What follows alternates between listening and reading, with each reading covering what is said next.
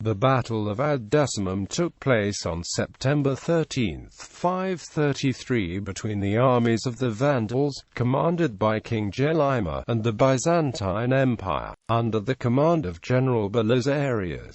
This event and events in the following year are sometimes jointly referred to as the Battle of Carthage, one of several battles to bear that name. The Byzantine victory marked the beginning of the end for the Vandals and began the reconquest of the West under the Emperor Justinian I. Prelude. The Vandal kingdom in North Africa was ruled by King Hilderic. His reign was noteworthy for the kingdom's excellent relations with the Byzantine Empire ruled by Emperor Justinian I.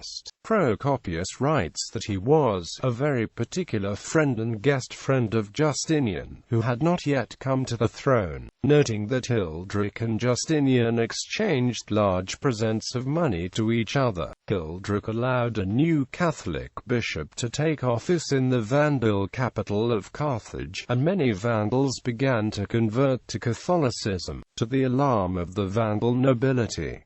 Hilderic rejected the Arian Christianity that most Vandals followed. However, in 533, Hilderic was overthrown and killed by his cousin Gelimer. Gelimer began persecuting non-Arian Vandals, and many fled to the Byzantine Empire. Justinian sent Byzantine general Belisarius to reconquer the former Roman province of North Africa. The Byzantines would march up the coast to Carthage, the Vandal capital. Preparation. Ad Decimum was simply a marker along the Mediterranean coast 10 miles south of Carthage. Gelimer, with 11,000 men under his command, had advance warning of the approach of Belisarius's 15,000-man army and chose to take a strong position along the road to Carthage near the post marker. He divided his forces, sending 2,000 men under his nephew Gelimer across a salt pan in an effort to flank Belisarius's army, which was advancing in narrow columns along the road. Another Vandal force, under Gelimer's brother Amatus, was assigned to initiate a holding action at a defile near Ad Decimum. If everything worked well, Gelimer's 7,000-man main body would follow Gelimer around the Byzantine left flank and cut off the retreat. Battle. Gelimer failed to accomplish his mission, as a force of Byzantine and Hun mercenaries drove his 2,000-man force off and killed him. Amatus also failed. He arrived at the defile with his men still strung out along the road back to Carthage, and he too was killed. The Romans pursued his men all the way to the gates of Carthage itself. Gelimer's main force, however, inflicted serious casualties on the Byzantine troops along the main road. The Byzantine mercenary cavalry was routed by the Vandals, and even though Gelimer was outnumbered, his men were performing well in the fighting. It appeared as though the Vandals would win the battle. But when Gelimer reached Amatus's position and discovered that his brother had been killed by the vanguard of John the Armenian, he became disconsolate and failed to give an order for one more assault, which would probably have destroyed the reeling Roman army and cut off the Huns and Byzantines who had earlier advanced toward Carthage after beating Amatus and Gelimer. Instead, the Vandal attack was weakened while Gelimer buried his brother on the battlefield. Given a respite, Belisarius was able to regroup his forces south of Ad Decimum and launch a counterattack, which drove the Vandals back and soon routed them.